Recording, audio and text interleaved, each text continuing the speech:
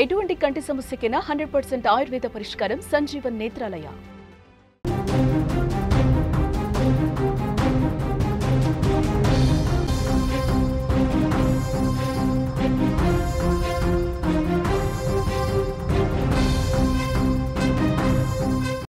Breaking news చూస్తున్నాం. ఏపీలో సంచలనంగా మారింది ట్రిపుల్ మర్డర్ కేసు. భార్య, ఇద్దరు పిల్లల హత్యపై దర్యాప్తు కొనసాగుతోంది. మృతురాలి ఉంగరాలు, సెల్ ఫోన్స్ మిస్ అయ్యాయి. నిందితుల కోసం పోలీసులు అన్వేషిస్తున్నారు. భర్తను ప్రశ్నిస్తున్నారు పోలీసులు. దొంగతనానికి వచ్చి హత్య చేశారా, తెలిసిన వారు చేశారా అనే కోణంలో దర్యాప్తు చేస్తున్నారు. శనివారం రాత్రి సామర్లకోటలో ఈ హత్య జరిగింది. ఈ ట్రిపుల్ మర్డర్ సంచలనంగా మారింది ఏపీలో. కాకినాడ జిల్లా సామర్లకోటలో జరిగిన తల్లి, ఇద్దరు కుమార్తెల హత్యలపై మిస్టరీ ఇంకా కొనసాగుతుంది. వారి హత్యకు కారకులు ఎవరు, ఇంకా కారణం బయటకు రాలేదు. నిందితుల కోసం పోలీసులు అన్వేషిస్తున్నారు. సీరియస్గా దర్యాప్తు చేస్తున్నారు. సామర్లకోట ప్రభుత్వ జూనియర్ కాలేజీ వెనుక సీతారామ కాలనీలో ఈ 3 హత్యలు జరిగాయి. ఆ కాలనీలో నివాసం ఉంటున్న లారీ డ్రైవర్ ధనుప్రసాద్ భార్య, ఇద్దరు పిల్లలు శనివారం రాత్రి కిరాతకంగా చంపబడ్డారు. హత్య జరిగిన సమయంలో ధనుప్రసాద్ డ్యూటీకి వెళ్ళిపోయాడు. నైట్ డ్యూటీ ముగించుకుని తెల్లవారుజామున ఆదివారం రోజు వచ్చేసరికి ముగ్గురు కూడా రక్తపు మడుగులో పడున్నారు. ఈ హత్య ఎవరు చేశారు అన్నదానిపై క్లారిటీ రాలేదు. పోలీసులు భర్తను అదుపులోకి తీసుకుని ప్రశ్నిస్తున్నారు. ఎవరితోనైనా కలహాలున్నాయా, కుటుంబంలో ఏమైనా విభేదాలున్నాయా, అన్ని కోణాల్లో కూడా ప్రశ్నిస్తున్నారు. ఇదే విషయానికి సంబంధించి మరింత ఇన్ఫర్మేషన్ తెలుసుకునే ప్రయత్నం చేద్దాం. మా ప్రతినిధి అనుశ్రీ ఫోన్లైన్లో అందుబాటులోకి వచ్చారు.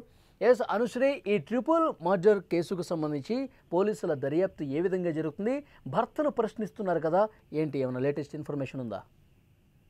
కాకినాడ జిల్లా సామర్లకోటలో ఈ దారుణ ఘటన చోటు చేసుకుంది. ఎవరైతే వివాహిత ఇద్దరు పిల్లలు తమ ఇంట్లోనే దారుణ హత్యకు గురయ్యారు.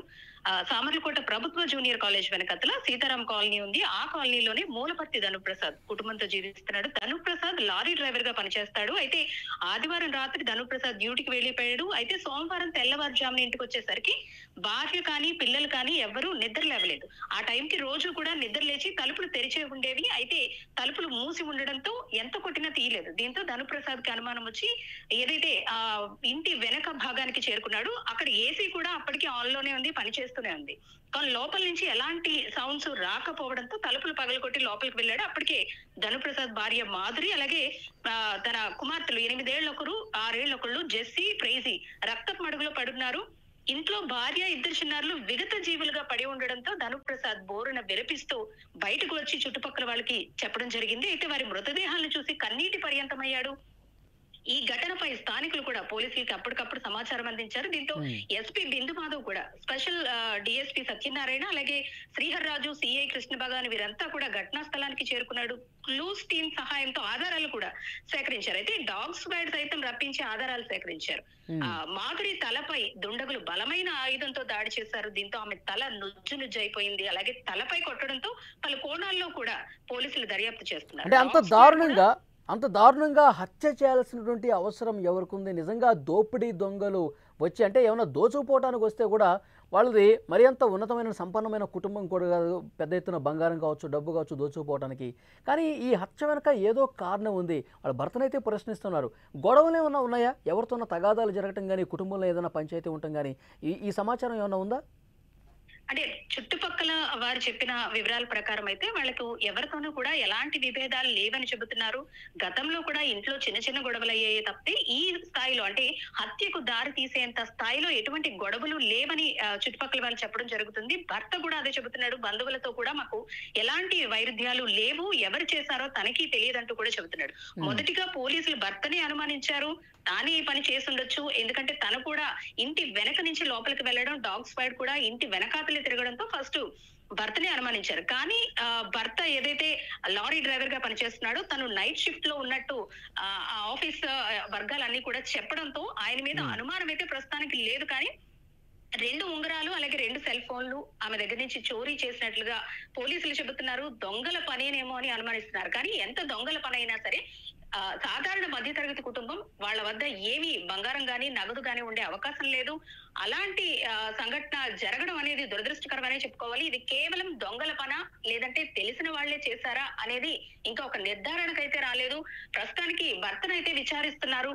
తానే ఎవరి చేతైనా ఈ పని చేయించాడా, తన డ్యూటీలో ఉండగానే ఎవరికైనా సుపారీ ఇచ్చి భార్య పిల్లల్ని హత్య చేయించాడా, లేదంటే నిజంగానే ఇది దొంగల పన, మరెవరైనా ఈ ఘటనకు పాల్పడి ఉండవచ్చా అనే కోణంలో కూడా పోలీసులు దర్యాప్తు చేస్తున్నారు. వాళ్ళు అంటే ఉదయం అతను వచ్చి చూసే వరకు కూడా ఎవరికి సమాచారం లేదా? ఎందుకంటే అర్ధరాత్రి సమయంలో ఇంత దారుణమైన హత్యలు జరిగినప్పుడు ఏమైనా అలికిడిగానే వస్తూ ఉంటుంది, చుట్టుపక్కల వారు ఎవరు దీన్ని అబ్జర్వ్ చేసిన పరిస్థితి ఏం లేదా? చుట్టుపక్కల వారు ఎవరు కూడా దీనికి సంబంధించి ఎలాంటి సౌండ్స్ బయటకు రాలేదు. కానీ ఇంత బలంగా తల మీద మోది, అంటే తల నుజ్జు అయ్యేంత వరకు కూడా ఆమెను కొట్టి చంపారు. అలాగే చిన్న పిల్లలని కూడా చూడకుండా చిన్న పిల్లల్ని సైతం తల మీద మోది చంపడంతో సౌండ్స్ అయితే మాత్రం చుట్టుపక్కల ఎవరు కూడా మేము వినలేదు. ఏదైనా అర్ధరాత్రి ప్రాంతంలో, అంటే 2-3 ప్రాంతంలో ఏమైనా జరిగి ఉండొచ్చు. అందరూ గాఢ నిద్రలో ఉంటారు కాబట్టి ఎటువంటి సౌండ్స్ ఎవరికి వినిపించకపోవచ్చు అంటూ కూడా చెబుతున్నారు. ఏది ఏమైనప్పటికీ కూడా ఇది దారుణ ఘటనగానే చెప్పుకోవచ్చు. ఎందుకంటే కేవలం డబ్బు కోసం జరిగిన హత్యగా కూడా మనం ఇక్కడ పరిగణించలేము. అలాగే భర్త చేసిన పనిగా కూడా పరిగణించలేము. ఎందుకంటే భర్త కూడా డ్యూటీలో ఉన్నట్టు అన్ని ఆధారాలు ఉన్నాయి. మరి ఇది ఏమైనా కుటుంబ కలహాల నేపథ్యంలో వాళ్ళ కుటుంబ సభ్యులే ఎవరైనా చేయించారా అనే అనుమానాన్ని కూడా పోలీసులు వ్యక్తం చేస్తున్నారు. దీనికి సంబంధించి ఒక క్లారిటీ అయితే రావాల్సి ఉంది. ఓకే అనుశ్రీ, ఈ కేసుకు సంబంధించి మరింత లేటెస్ట్ ఇన్ఫర్మేషన్ కోసం మళ్ళీ ఒకసారి మిమ్మల్ని కాంటాక్ట్ అవుతాం. Thank you. అదే కాకినాడ జిల్లా సామర్లకోటలో జరిగిన తల్లి, 2 కుమార్తెల హత్యల మిస్టరీ ఇంకా కొనసాగుతూనే ఉంది. పోలీసులు అన్ని కోణాల్లో దర్యాప్తు చేస్తున్నారు. నిందితుల కోసం పోలీసులు అన్వేషిస్తున్న పరిస్థితి. సామర్లకోట ప్రభుత్వ జూనియర్ కాలేజీ వెనుక సీతారామ కాలనీలో ఈ 3 హత్యలు జరిగాయి. ఆ కాలనీలో నివాసం ఉంటున్న లారీ డ్రైవర్ ధనుప్రసాద్ భార్య, 2 పిల్లలు శనివారం రాత్రి కిరాతకంగా చంపబడ్డారు. హత్య జరిగిన సమయంలో ధనుప్రసాద్ డ్యూటీకి వెళ్ళాడు. డ్యూటీని ముగించుకొని ఆదివారం ఉదయాన్నే వచ్చి చూసేసరికి రక్తపు మడుగులో భార్య, 2 పిల్లలు కూడా ఉన్నారు. అంత దారుణంగా భార్య పిల్లలను చంపాల్సినటువంటి అవసరం ఎవరికి వచ్చింది? ఎవరికి కూడా ఇది అంతు పట్టని విషయంగా ఉంది. అర్ధరాత్రి సమయంలో ఇంత దారుణంగా చంపేశారు. అందరూ గాఢ నిద్రలో ఉన్నటువంటి సమయంలో ఇది జరగడం వల్ల చుట్టుపక్కల ఉన్నవారు కూడా ఎవరు కూడా గమనించని పరిస్థితుంది. డ్యూటీ ముగించుకొని ఉదయాన్నే ఆమె భర్త వచ్చి చూసేసరికి లోపల భార్య, అలాగే 2 పిల్లలు రక్తపు మడుగులో దారుణంగా హత్య గావించబడి కనిపించారు. వెంటనే పోలీసులకు ఇన్ఫర్మేషన్ ఇచ్చారు. అయితే ఆ మృతురాలు ఉంగరాలు కావచ్చు, సెల్ ఫోన్లు కూడా మిస్ అయిన పరిస్థితుంది. అంటే ఉంగరాలు, సెల్ ఫోన్లు మిస్ అయ్యాయంటే దొంగలు చేసినటువంటి పనే అని చెప్పి ప్రాథమికంగా అనుమానిస్తున్నారు. ఆ దుండగులు ఎవరు, ఇంత దారుణానికి ఎవరు ఒడిగట్టారు, ఈ విషయాల్లో కూడా ప్రశ్నిస్తున్నారు. ముందుగా డాగ్ స్క్వాడ్ని తీసుకొచ్చి అక్కడ దర్యాప్తు చేసినప్పుడు, అక్కడ క్లూస్ టీం వచ్చి పరిశీలన చేసినప్పుడు ఇంటి వెనక భాగంలో కొంచెం ఎక్కువసేపు ఆ కుక్క తిరిగినట్టుగా తెలుస్తోంది, ఆ డాగ్. అలాగే ఆ భర్త కూడా వెనక నుంచి వచ్చి చూశాడు, తలుపు తెరిచి ఓపెన్ చేశాడు కాబట్టి అతని మీద అనుమానం వ్యక్తం చేశారు. డాగ్ అతని దగ్గరకు 2-3 సార్లు వెళ్ళింది కాబట్టి. సో ఆ తర్వాత పోలీసులు ఇంకా మిగతా కోణాల్లో కూడా విచారిస్తూ ఉన్నారు. అతను మాత్రం చాలా బాధపడుతూ ఆవేదనతో చెప్తా ఉన్నాడు, అసలు కలలో కూడా ఊహించలేదు ఇంత దారుణమైన ఘటన జరుగుతుందని చెప్పేసి. ఇక కుటుంబంలో ఏమైనా తగాదాలు ఉన్నాయా, వేరే వాళ్ళతో ఏమైనా విభేదాలు ఉన్నాయా, ఈ అన్ని కోణాల్లో విశ్లేషిస్తున్నారు. అలాగే దోపిడీ దొంగలు ఎవరైనా, దారిని పోయేటువంటి దొంగలు కేవలం దొంగతనం చేయటం కోసమే ఇంట్లోకి చొరబడి ఈ విధంగా చేశారా, ఇవన్నీ కూడా మరికొద్ది గంటల్లోనే తేలుస్తామని పోలీసు అధికారులు చెప్తున్నారు. మొత్తం అన్నీ నోట్ చేసుకున్నారు. దర్యాప్తు అయితే చాలా వేగంగా జరుగుతున్నారు. ఆంధ్రప్రదేశ్లో ఇదొక సంచలన కేసుగా నమోదైంది. ఎందుకంటే అర్ధరాత్రి సమయంలో ఇంట్లోకి చొరబడి 3 ఒకేసారి చంపటం అనేది చాలా దారుణమైనటువంటి విషయం, బాధాకరమైన విషయం. పోలీసులు అన్ని కోణాల్లో నిష్పక్షపాతంగా విచారణ చేసి మరికొద్ది గంటల్లోనే ఆ నిందితులు ఎవరైతే ఉంటారో వాళ్ళని పట్టుకుంటామని చెప్పి పోలీసులు చెప్తా ఉన్నారు.